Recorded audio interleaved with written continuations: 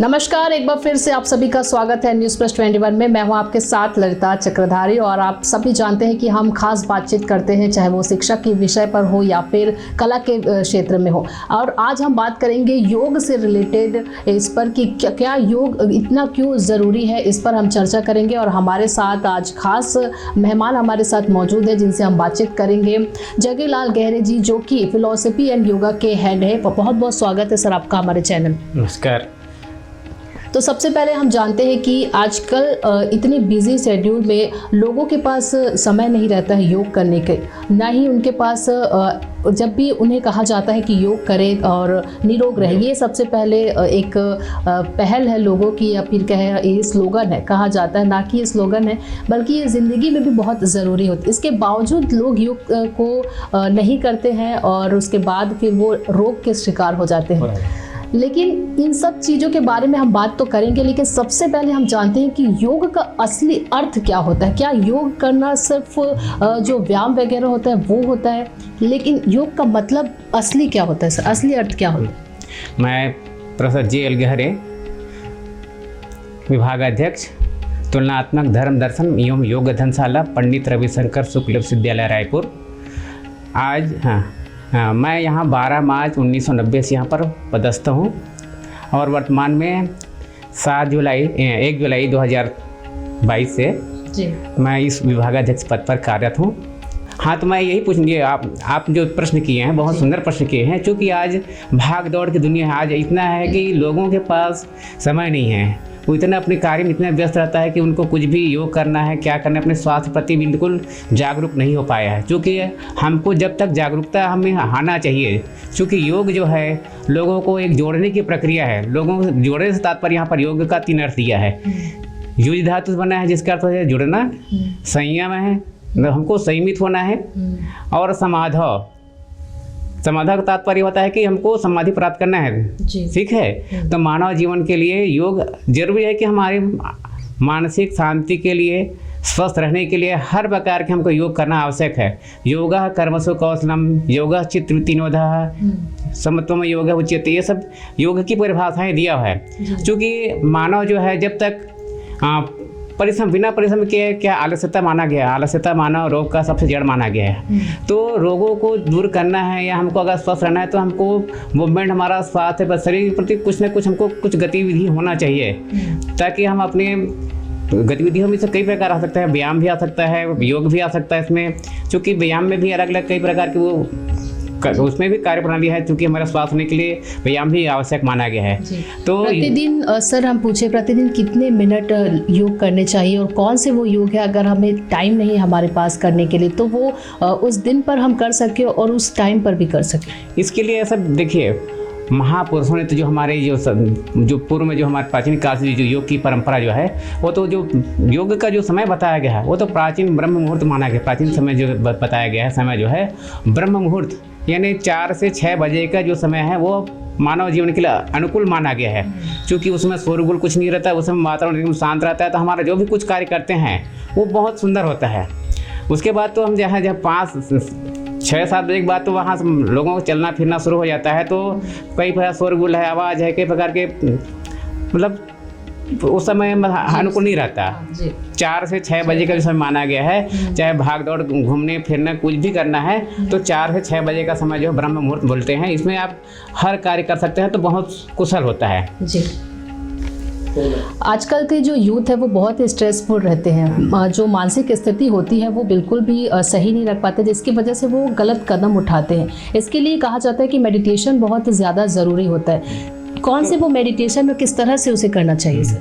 मैं यही बताना चाहूँगा कि हमारा जीवन के आधार से 3 माना गया है।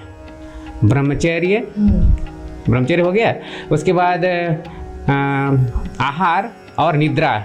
ये 3 चीज़ों को अगर हमारा संयमित होता है, अगर एक मानव, स्वस्थ मानव के लिए इन तीनों में अगर हम सामंजस्य नहीं बना पाएंगे, अगर हम इसको निश्चित समय पर, हमारा एक निश्चित समय होना चाहिए सोने का, जागने का, खाने पीने का, और खाने पीने का हमारा बिल्कुल निश्चित समय पर होना चाहिए। क्योंकि बिना समय पे हम कुछ खान पान करेंगे, जागते रहेंगे, तो हमको इतना जरूरी है कि हम 24 घंटे में 12 घंटा जो एक स्वस्थ व्यक्ति के लिए कहा गया है, बाकी कम से कम हमको 8 घंटा निद्रा होना चाहिए एक स्वस्थ व्यक्ति के लिए।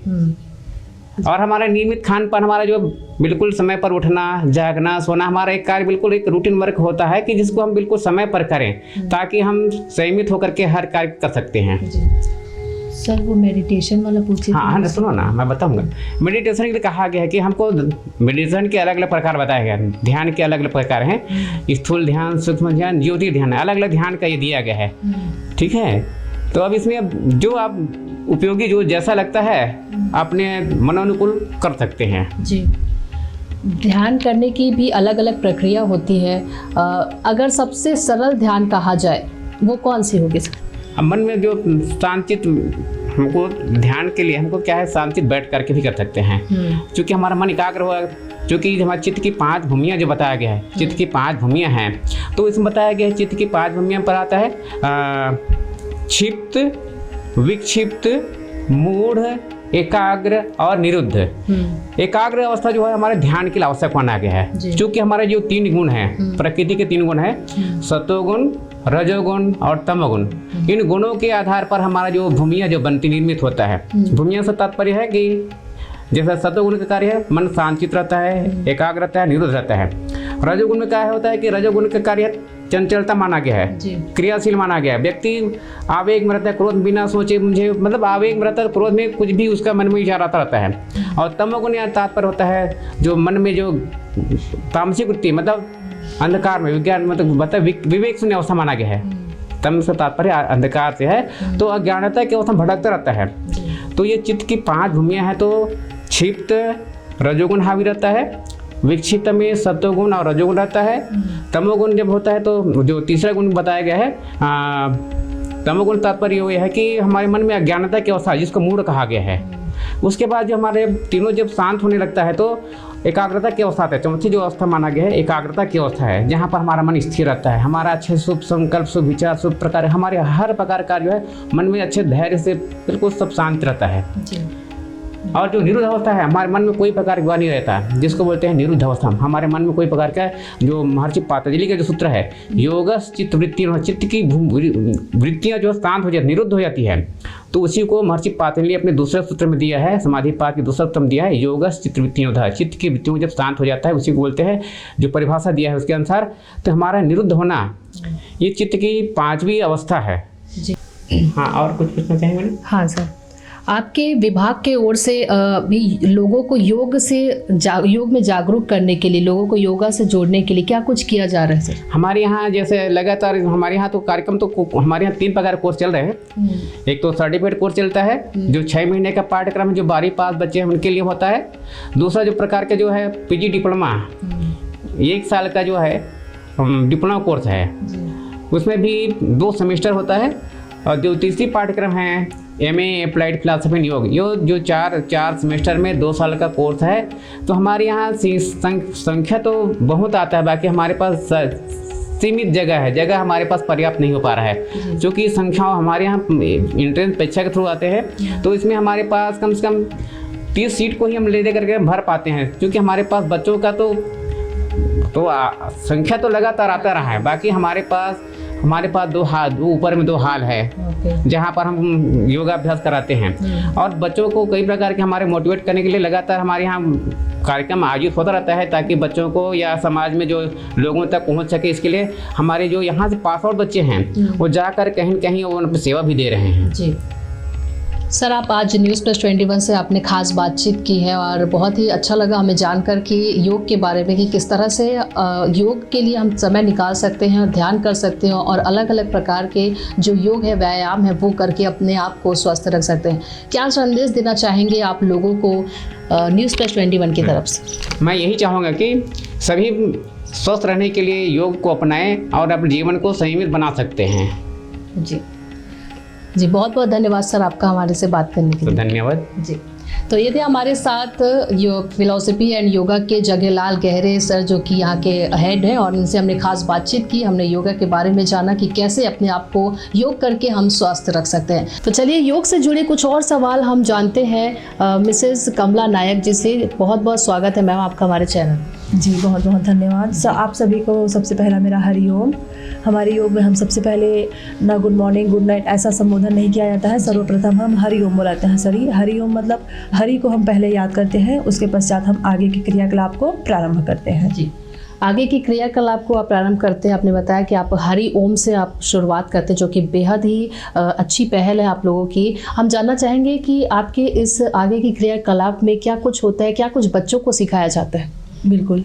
सर्वप्रथम हमारे यहाँ बच्चे जैसे आए तो अभिवादन के रूप में हम सभी को हरिओम बोले जाते हैं। यहाँ जो दीदी है, बाबू है, कोई भी है, हमसे जो जितने भी लोग जुड़े हैं या फिर अदर लोग भी हमारे विभाग में आते हैं तो हम सबका हरिओम से ही अभिवादन करते हैं। तत्पश्चात हमारी क्लास प्रारंभ यहाँ पर जैसे होती है, बच्चे सबसे पहले बैठते हैं, हम लोग प्रार्थना से स्टार्ट करते हैं। जो भी बच्चों को हम कोशिश करते हैं कि तरह तरह की प्रार्थनाएँ उनको सिखाया जाए, ना कि एक ही चीज़ को उनको कराया जाए। तत्पश्चात उनका प्रार्थना समाप्त होने के पश्चात हम उनको थोड़ा शरीर, रात भर हम सोए रहते हैं तो हम सुसुप्ति अवस्था में रहते हैं, तो उस सुसुप्ति अवस्था में हम कोई भी चीज़ करते हैं तो हमारा दिमाग या फिर हमारा शरीर उस चीज़ को ऑब्जर्व करने में उसको टाइम लगता है। इसके लिए हम सबसे सर्वप्रथम उनको यौगिक जॉगिंग कराया जाता है। उसमें टोटल 12 स्टेप होते हैं, उसको हम कंटिन्यू बच्चों को कराते हैं। तत्पश्चात उनका शरीर पूर्ण रूप से गर्म हो जाता है, पसीना निकलता है। और हमारे योग में बोला गया है, हमारे हठ प्रतिपि का एक ग्रंथ है जिसमें स्वामी स्वात्माराम जी ने इसको लिखा हुआ है, 14वीं शताब्दी का ग्रंथ है। जब योगाभ्यास से जो पसीना निकलता है उसको शरीर में मर्दन करना चाहिए। योगाभ्यास से निकले पसीना के जो मर्दन करने से शरीर में स्फूर्ति की प्राप्ति होती है। फिर बच्चों को थोड़ी देर के लिए रिलैक्स कराया जाता है। तत्पश्चात उनको हमारे जो सिलेबस के अकॉर्डिंग उनको पवन मुक्तासन भाग 1, भाग 2, भाग 3, सूर्य नमस्कार, ये सभी क्रियाकलाप उनको मंडे टू फ्राइडे ये शामिल है। फिर शनिवार को जैसे आता है तो उसमें सटकर्म शामिल है हमारा। उसमें हम लोग नेति कराते हैं, धौती कराते हैं। और कपालभाति में हमारे 3 प्रकार हैं, वात क्रम, युद्ध क्रम, शीत क्रम। तो तीनों क्रिया को कराया जाता है बच्चों से। त्राटक करवाते हैं हम। फिर उसके पश्चात ज्ञान योग, भक्ति योग, कर्म योग, सभी प्रकार की शिक्षाएं बच्चों को दी जाती हैं। बच्चे आपके इस विभाग में आते हैं और किस तरह से उनका क्या जो रिस्पांस होता है वो क्या रहता है, क्या किस तरह से वो महसूस कर पाते हैं? क्या कुछ आपको चेंजेस मिली थी जब वो एडमिशन लेते हैं उसके बाद, यहाँ ज्वाइन करने के बाद उन बच्चों में? बिल्कुल, यहाँ तरह तरह के विद्यार्थी हैं हमारे। कईयों को ज्ञान प्राप्त करना है, कईयों को इस अध्यात्म से जुड़े रहना चाहते हैं, कई ऐसे हैं जिनको स्वास्थ्य की प्राप्ति है, कई ऐसे हैं कि आप देखे होंगे योग तो सदियों से है ना, वैदिक काल से है। भगवान श्री कृष्ण ने इसका भगवद गीता में प्रारंभ किया है। और अगर हठ योगिक में देखें तो भगवान शिव ने माता पार्वती को इसका ज्ञान दिया है। लेकिन अभी जो हमारे बीच 2021 में जो त्रासदी आई थी, मान के चलिए कोरोना काल में, कोविड का समय जो दौर चला, उसके पश्चात कोरोना के आने के बाद लोगों को योग के प्रति, प्राणायाम के प्रति इतनी जागरूकता हो गई है। फिर उसके बाद से लोगों का रुझान ज़्यादा दिखा है। तो तरह तरह के विद्यार्थी हमारे यहाँ हैं। कई लोग ऐसे हैं, शुरुआत में जब हम लोग यहाँ की ज्वाइनिंग हुई थी, हम आए थे, बच्चों को कराने लग गए थे, तो लोग मतलब ज़्यादातर बच्चों का ये था, मैम हमारे हाथ में थोड़ा फैट ज़्यादा है, हमारे पेट में थोड़ा फैट ज़्यादा है, हमारे लेग में थोड़ा फैट ज़्यादा है, ऐसे लोग भी थे। तो अब धीरे धीरे 6 महीने का दौर हमारा गुजर गया। उसमें प्रैक्टिस, अभ्यास, योगाभ्यास किए तो कईयों का 3-3 किलो, 4-4 किलो, 5-5 किलो वजन भी कम हुआ है। तो वो एक्साइटमेंट में भी आते हैं, इसका हुआ है तो मेरा भी हो सकता है। इस प्रकार से लोगों में उत्सुकता है और पढ़ रहे हैं, जान रहे हैं। एक तो सनातन धर्म में जिस प्रकार से हमारे वैदिक ग्रंथों की मान्यता है उसको हम पढ़ते हैं, जानते हैं। देखिए, गीता सबके मंदिर में रखा रहता है ना, लेकिन उनको ये नहीं पता कि ठीक है गीता है, तिलक करेंगे, आरती लगाएंगे, लेकिन उसी चीज़ को हम बच्चों को एक श्लोक को उनको बताते हैं कि किसमें भगवान श्री कृष्ण ने क्या बोला है। आप गीता का एक श्लोक उठाइए, उसको गहन अध्ययन करिए, तो आपके जो भी परेशानियां हैं एक श्लोक से आपका उसका निवारण मिल जाएगा। तो ऐसे चीज़ों को हमें पढ़ने को मिलता है और बच्चे ज्ञान अर्जन कर रहे हैं, जान रहे हैं, तो एक्साइटमेंट लेवल बढ़ जाता है। आज थोड़ा सा पढ़ाए, फिर इसके आगे क्या स्टोरी होगा, बच्चों की जानने की उत्सुकता भी रहती है। तो इस प्रकार से तरह तरह के विद्यार्थी हैं हमारे। हम ये नहीं बोल सकते कि पर्टिकुलर सबको ज्ञान ही अर्जन करना है या फिर हम डिग्री ले लिए हम जॉब करना है, ऐसे नहीं है। तरह तरह के विद्यार्थी हैं हमारे। तो बच्चों में भी ये उत्सुकता देखी जा रही है, बताया जा रहा है कि उनमें भी ये जागरूकता है कि किस तरह से जो भगवद गीता में अगला अध्याय क्या होगा, अगला प्रश्न क्या होगा। तो ये तो रही बात मैम योग से रिलेटेड। अगर हम पूछे महिलाओं के पास जो है बिल्कुल भी समय नहीं रहता है योग करने के लिए, वो घर गृहस्थी में इस तरह से बिजी हो जाती हैं कि वो समय नहीं निकाल पाती। आज आप किसी 5 महिलाओं में से किसी से भी बात करेंगे तो उनमें से 4 महिलाएं ऐसी होंगी जो यही कहेंगी कि समय नहीं मिलता है। तो क्या कहना चाहेंगी उनको? देखिए, मैं उन सभी महिलाओं को ये बोलना चाहती हूँ, समय मिलता नहीं है, निकालना पड़ता है। 84 लाख योनियों में एक बार हमें मनुष्य जीवन मिला है, तो उस मनुष्य जीवन को साकार करने के लिए योग है ऐसा दो तब शब्दों से मिलकर बना है, योग और ग। ठीक है, योग मतलब होता है, हम गणित में देखें तो मिलना होता है। तो किससे मिलना है? आत्मा का परमात्मा से मिलना है। तो उस परमात्मा से मिलने के लिए हमें जो उस ईश्वर ने जो शरीर दिया है उसको स्वस्थ रखेंगे तभी हो पाएगा। अब हम तरह तरह के क्रियाकलाप के लिए हमारे पास समय रहता है, लेकिन योग करने के लिए नहीं रहता है। तो जब हमारे अंदर व्याधियां हमें ग्रसित कर लेती हैं, तरह तरह की बीमारियां हो जाएंगी, तब हमें याद आता है कि नहीं, हमें कुछ करना है। योग हमारा एक ऐसा चीज़ है जिससे आप बीमारी ठीक नहीं कर सकते हैं, लेकिन लंबा इलाज उसमें आपको करना पड़ेगा। आप स्वस्थ हैं तो स्वस्थता को प्राप्त हमेशा बनाए रखने के लिए आपके शरीर में उस क्रियाकलाप को आप डेली रूटीन में अपने अगर लाते हैं तभी जाके इसका आपको फ़ायदा मिलेगा। और बात रही समय की, तो समय मैं बोली निकालना पड़ता है ना। आपको अगर सुंदर दिखना है, सुडौल रहना है, किसी प्रकार की बीमारी से ग्रसित नहीं होना है, आप इस तरह की व्याधियों से ग्रसित नहीं रहेंगे तभी तो आपके परिवार की सेवा कर पाएंगे। हम प्रायः देखते हैं लेडीज़ों का शरीर जो है सुडौल रखने के लिए तरह तरह के उपाय करते हैं, लेकिन थोड़ा सा समय निकाल के उसको अपने शरीर के लिए वो नहीं कर पाते हैं। तो मैं उन सभी से यही आग्रह करूंगी कि ज़्यादा नहीं तो कम से कम आधा घंटा, सुबह आधा घंटा अपना समय दे दीजिए, शाम को आधा घंटा समय दे दीजिए। इस आजकल तो इतने सारे वैरायटी आ गए हैं कि आप फेशियल योगा हो गया, आपके हेयर के लिए हो गया, आपके नेल्स के लिए हो गया, टमी में जो एक्स्ट्रा फैट हो जाता है उसके लिए हो गया, तो तरह तरह की चीज़ें हैं। तो ये चीज़ें अगर उनको व्याधियाँ नहीं रहेंगी तभी तो अपने घर परिवार, अपने बच्चों के, अपने आसपास, समाज, देश सबकी सेवा कर पाएंगे। तो इसलिए मैं उनको यही बोलना चाहूँगी कि समय निकालिए, निकालना पड़ता है। कोई भी चीज़ अगर आप ठान लेते हैं, दृढ़ संकल्प अगर करते हैं तो हो जाता है वो। मैं भी हाउसवाइफ थी पहले, लेकिन जैसे अपने समय में योग का क्लास मैं ली, मैं कराई, मैं पढ़ी, फिर उसके बाद मैं आज इस लेवल में आज मैं पहुँच गई कि यहाँ पर मैं 4 लोगों को सिखा पा रही हूँ। तो वो भी कर सकते हैं, जब मैं कर सकती हूँ तो वो क्यों नहीं कर सकते? सब कर सकते हैं, लेकिन अपने अंदर की जो इच्छा शक्ति है उसे हमें दृढ़ बनाए रखना है और अपने कार्य में आगे बढ़ते रहना है। आपने बताया कि योग जो है वो आत्मा से परमात्मा को मिलाता है। इसके बारे में ज़रा बताइए कि किस तरह से हम उस योग को लगातार निरंतर प्रयास करके हम वो उस अवस्थी में पा सकते हैं। जी बिल्कुल, देखिए इसमें आत्मा और परमात्मा का मिलन जैसे कि बताया गया है ना, आत्मा हमारे अंदर है, परमात्मा ऊपर बैठे हैं।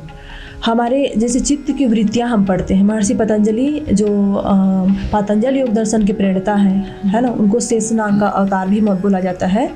तो उन्होंने बताया है 5 प्रकार की वृत्तियां हैं, प्रमाण, विपर्य, विकल्प, निद्रा और स्मृति। ये वृत्तियां हर जो 5 प्रकार के प्रमाण है इसके 2-2 प्रकार हैं, क्लिष्ट होता है और अक्लिष्ट होता है। क्लिष्ट होता है जो हमें तमोगुण की ओर लेके जाता है। क्लिष्ट ऐसा है कि अगर मुझे कॉलेज आना है 7 बजे, लेकिन मेरे अंदर अगर क्लिष्ट वृत्ति हावी है तो मैं बोलूँगी ठीक है 7-10 को भी पहुँचूंगी तो क्या होगा। लेकिन अगर मेरे अंदर अक्लिष्ट वृत्ति है तो नहीं, मुझे 7 बजे पहुँचना है तो पहुँचना है, मेरा वो टाइमिंग है। इस प्रकार से हमारे अंदर ये 5 प्रकार की जो वृत्तियाँ रहती है वो हमारे अंदर हावी है, हर इंसान में है, सुख दुख लगा है। ऐसा नहीं है कि इस सृष्टि में कोई एकदम सुखी है या फिर कोई दुखी है। जिस प्रकार से सिक्के के 2 पहलू होते हैं, उसी प्रकार से हमारे जीवन में भी सुख दुख, ऐश्वर्य अनैश्वर्य, धर्म अधर्म जुड़ा हुआ है। तो हमें उस परमात्मा से मिलाने के लिए आत्मा और परमात्मा का जब मिलन कराते हैं तो यही जो क्लिष्ट वृत्तियां हैं हमें रोकती है। तो योग के मार्ग में जब हम आते हैं, ध्यान करते हैं, इसमें यम नियम अष्टांग योग बताया उन्होंने, यम नियम आसन प्राणायाम प्रत्याहार धारणा ध्यान समाधि, इस 7 स्टेप को पार करने के पश्चात हम 8वें स्टेप में समाधि में पहुँचते हैं। तो ये कहने के लिए तो बड़ी बड़ी बातें हैं, लेकिन हम एक यम में जो एक चीज़ें हैं उसको भी पालन नहीं कर पाते हैं। हमारी हम भले यहाँ पर बैठे हैं लेकिन हमें वहाँ जाना है, यहाँ जाना है करके तरह तरह के विचार हमारे अंदर हो, फटाक से मेरा काम निपटे तो मैं वहाँ जाऊँ। आप जिस समय जहाँ पर जिस सिचुएशन में जिस परिस्थिति में उपलब्ध हैं उस समय में आप अपना 100% नहीं दे पा रहे हैं। अभी हमारे नॉर्मल जीवन में ये सब भागा दौड़ी में हो चुका है ऐसे, तभी हमारी अभी आयु एकदम कम होते जा रही है। अब देखिएगा उस समय हमारे नानी दादी लोग जो थे वो कितने 100 साल 80 90 95 साल तक वो जीवित रहे हैं, लेकिन अभी हमारा खान पान रहन सहन ये सब चीज़ ऐसे हो गया है, हम सिर्फ फॉर्मेलिटी के लिए पूजा पाठ और ईश्वर और ये सब चीज़ों को रह गए हैं। उस समय जैसे और भक्तिभाव लोगों के मन में नहीं है। कहीं पर आप देखेंगे भगवत पुराण हो रहा है तो चले गए, नहीं तो फिर उसके बाद फिर वहाँ से आने के बाद फिर अपने नॉर्मल लाइफ में हो गए। वहाँ पर जो हम सुनते हैं सुनाते हैं उन सब चीज़ों का हम अनुसरण नहीं कर पाते हैं। तो योग हमारा एक ऐसा चीज़ है जिसमें हमें बाह्य चेतना से जो हमारी इंद्रियां हैं, 5 प्रकार की जो हमारी इंद्रियां हैं वो इधर उधर दौड़ रही है, वहाँ से उनको खींच कर लाना है हमारे अंदर और उस आत्मा और परमात्मा का हमें मिलन कराना है। इसके लिए सबसे पहला स्टेप आप जैसे आपका आसन हुआ, आप पर्टिकुलर एक आसन में लंबे समय तक बैठ नहीं पाएंगे तो आप ध्यान नहीं कर पाएंगे। ध्यान नहीं कर पाएंगे तो आपकी इंद्रियां जो चारों तरफ फैली हुई है ना, जिस प्रकार से एक बिगड़ेल अश्व को पकड़ने के लिए उसमें लगाम लगाया जाता है, उसी प्रकार से हमारी 5 जो इंद्रियां हैं उनको हमें कस कर पकड़ के रोक के रखना है। उनको हम रोक लेंगे, कहीं पर अगर अच्छी कोई फिल्मी गाना बज रहा है लेकिन मेरी इंद्रियां है ना, मेरी श्रवणेंद्रियां जो है वहीं पर ध्यान में है तो मैं ध्यान लगा नहीं पाऊंगी, उस ईश्वर का नाम मैं जप नहीं कर पाऊंगी। तो इस प्रकार से हमारी 5 जो इंद्रियां हैं उस पर अगर हम कंट्रोल कर लेते हैं तब हम उस आत्मा और परमात्मा का मिलन हो सकता है। सिर्फ योग ही है जिसके जरिए हम ये सब चीज़ कर सकते हैं। और प्राणायाम हो गया, हम सांसों की गति को लंबे समय तक रोक नहीं पाएंगे तो फिर हम ध्यान में कैसे बैठ पाएंगे। इस प्रकार से स्टेप बाय स्टेप इसमें हम आगे जैसे बढ़ते जाते हैं, फिर हमें निश्चित ही अगर जो सही मार्ग में प्रत्याहार का पालन करेगा, यम का पालन करेगा, नियम का पालन करेगा, सभी स्टेप को पर्टिकुलर फॉलो करते हैं तो अभी भी ये एक से एक योग सिद्ध इसमें है। ऐसा नहीं है कि सभी लोगों को एक तराजू में तौलना गलत होगा। जी बहुत ही ज़्यादा अच्छा लगा ये आपसे बात करके, जान करके कि किस तरह से हम योग करके जो परमात्मा है और आत्मा का जो मिलन उन्होंने बताया, साथ ही साथ निरोग भी रह सकते हैं। तो क्या कुछ कहना चाहेंगे, आज आप हमसे बात किए News+21 से, क्या कुछ कहना चाहेंगे News+21 के दर्शकों को?